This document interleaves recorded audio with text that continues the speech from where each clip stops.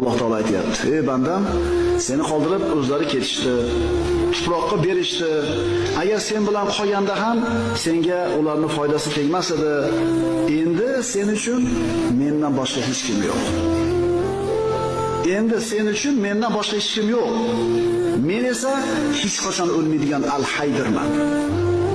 Nimani yaxshi ko'rgan bo'lsang, ey banda, qabrda yotgan banda, hamma narsa qoldi.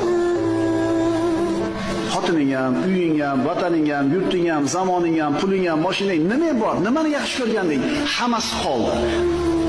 Mana endi haqiqiy zot bilan yakkama-yakka qoldik. Alloh taolo aytayapti: "Ey bandam, seni qoldirib o'zlari ketishdi, tuproqqa berishdi.